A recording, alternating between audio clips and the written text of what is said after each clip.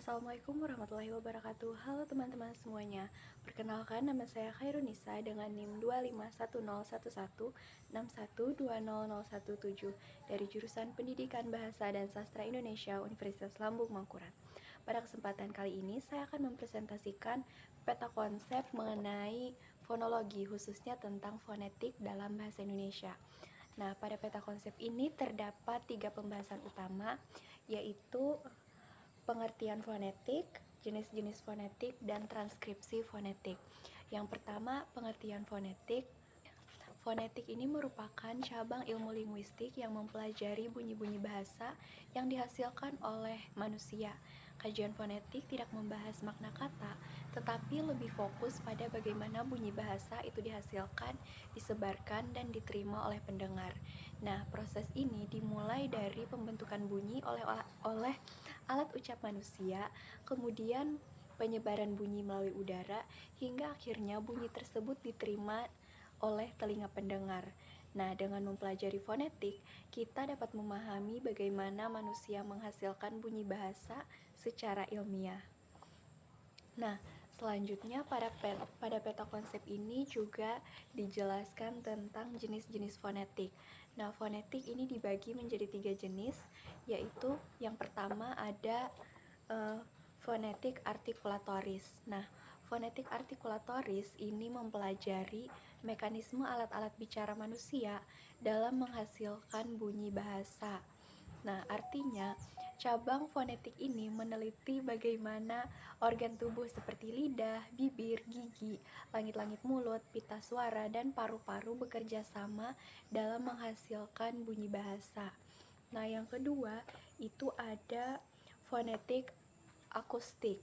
Nah, fonetik akustik ini mempelajari bunyi bahasa sebagai peristiwa fisik. Nah, dalam kajian ini, bunyi bahasa dianalisis berdasarkan sifat-sifat fisiknya, seperti frekuensi, getaran, amplitudo, dan gelombang suara. Nah, oleh karena itu, fonetik akustik juga berkaitan dengan ilmu fisika. Yang ketiga ada fonetik audiotoris. Nah, fonetik audiotoris ini adalah ilmu yang mempelajari bagaimana bunyi bahasa diterima oleh telinga manusia. Kajian ini membahas proses pendengaran bunyi mulai dari bunyi masuk ke telinga hingga dipahami oleh otak manusia.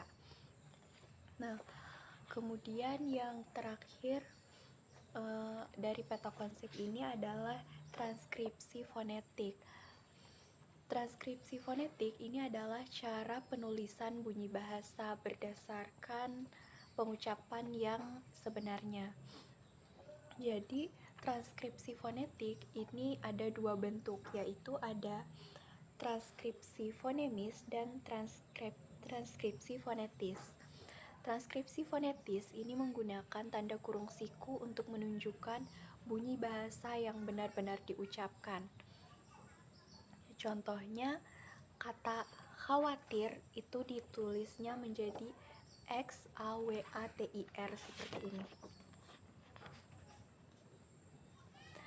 Nah, kemudian ada transkripsi fonemis. Transkripsi fonemis ini menggunakan tanda garis miring untuk menunjukkan bunyi pada tingkat fonem. Nah, contohnya itu seperti pada kata tapi dan topi. Nah, transkripsi ini digunakan untuk menunjukkan bunyi yang berfungsi membedakan makna. Nah, jadi fonetik ini merupakan cabang linguistik yang mempelajari bunyi bahasa manusia.